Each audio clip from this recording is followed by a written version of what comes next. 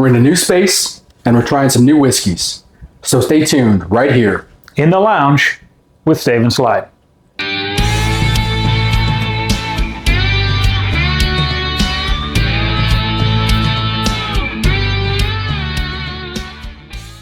Welcome back to In the Lounge with Dave and Slide. I'm Dan. I'm Corey.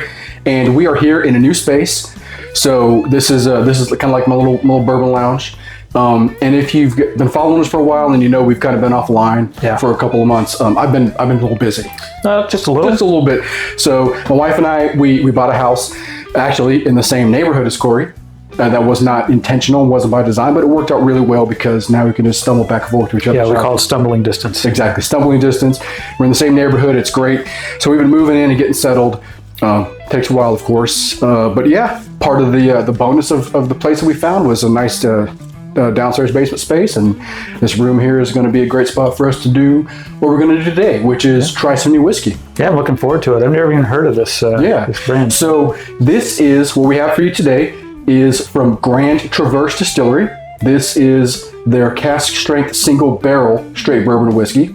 Now, you've heard of Traverse City. Traverse City. Yeah, have you had Traverse City? I have. Yeah. I have. I've had it as well. This is from the same place. This is also from Traverse City, but this is Grand Traverse Distillery. And this comes to us from a good buddy of ours that I work with, used to work with, Rob, and his son Joe. Awesome. So they are Michigan men.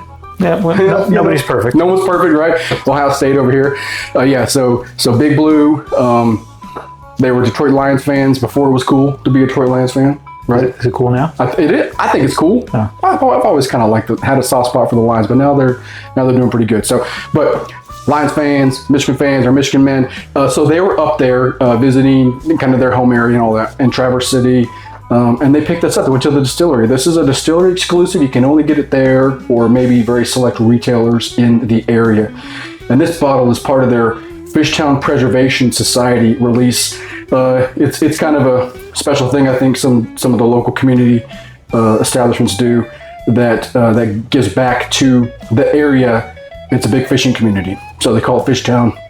So it's got some kind of a tie-in with that, with the proceeds kind of helping that fishing community. So anyways, I'm excited to try this. They picked it up. I know they sampled it when they were up there, doing some whiskey tasting, but they've got a fresh bottle here for us to crack open, and they wanted us to give us a shot on the channel here. Yeah, I really appreciate thinking of us, first of all, and giving us the first crack at this bottle, and trusting us with for sure. with so our I'm looking review. forward to it. So let's crack this open.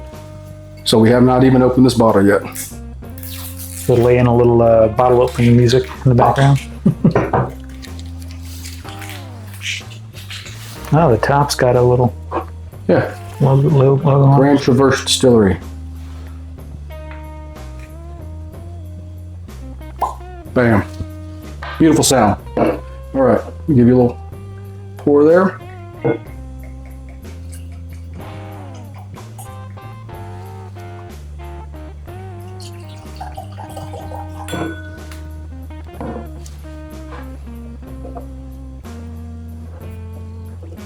All right.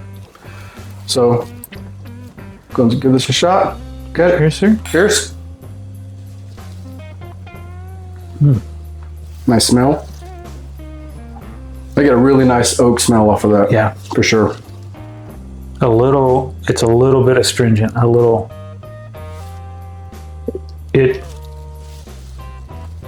noses like a cask spring. I get that, yeah. Yeah, you smell it. Yeah.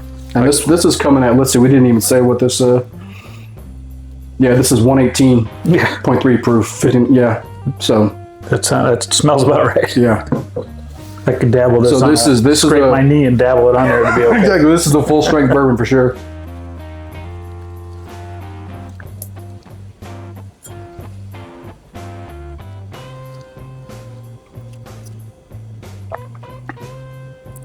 But that's got a nice sweetness to it. It does, yeah.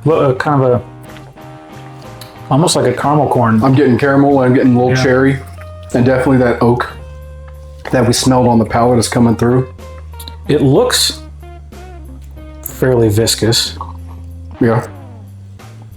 But the mouthfeel is kind of feels a little thinner than I expected. It doesn't feel too heavy. This smells really, really good. Mm-hmm.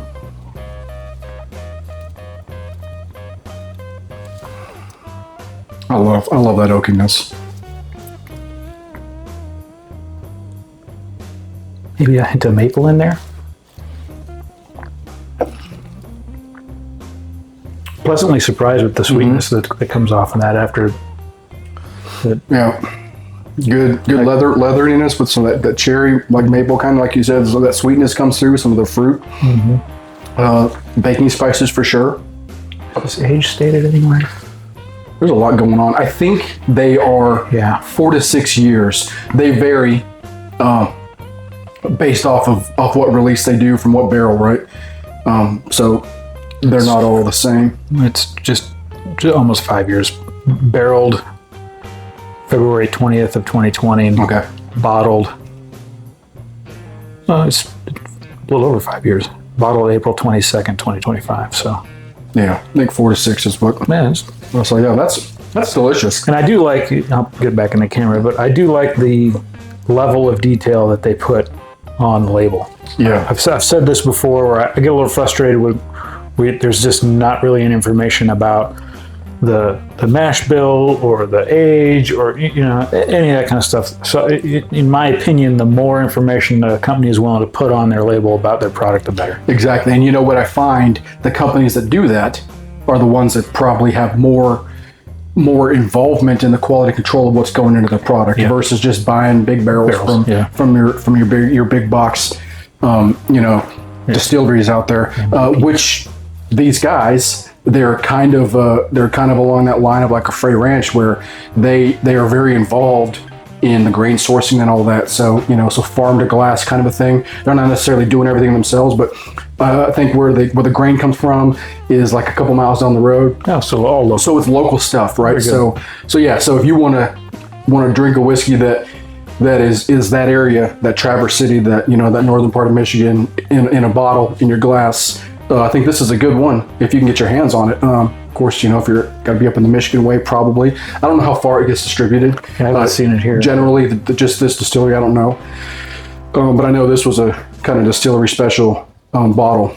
But worth to try if you're up that way. Yeah. Do you know offhand what they paid for the bottle? I don't know. I don't know the price point. I'm curious. I'm not sure. Yeah, I think you got some water over there. I do. Yeah, let's go ahead. We'd like a couple drops and see to try this out. Just to kind of see how the whiskey changes with a little bit of water. Just a little bit. Got it? Yeah.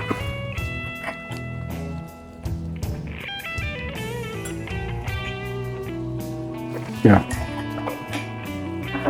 Nice little cup there.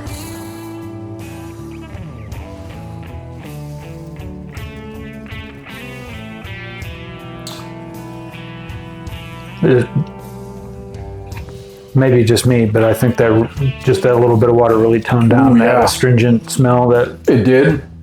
That rubbing alcohol kind of smells. It's very really sweet. Amplified the sweetness. It smells sweeter on the nose already. I think I really enjoyed it just straight out of the bottle, but that little bit of water, I like how it changed it. Yeah, very little. Very little water. Very significant change. Yeah, positive change. Yeah, and I think it was good for it. Yeah, opens it up a little bit. Yeah, absolutely. I feel like it's unusual, at least in my limited experience, for a little bit of water to change the nose as much as this one did. Like I said, it really softened that kind of sharp note at the beginning. No, that's delicious. So again, thank you to Rob and Joe for letting us give this bottle a try. Delicious. We really appreciate it. That's one thing we love about whiskey, is just sharing it with friends. Yeah. And that was one thing. He was like, "Hey, I got this new bottle, and I want you to try it." So well, I appreciate it. It was awesome. Yeah. Thanks a lot. So that's it for this time. Yeah. We'll be back with more. We got plenty to try. Plenty more to bring your way, and we have some blinds we want to do, and we have some different expressions that we want to try. So that's it for now. So until next time, cheers from Spade and Slide.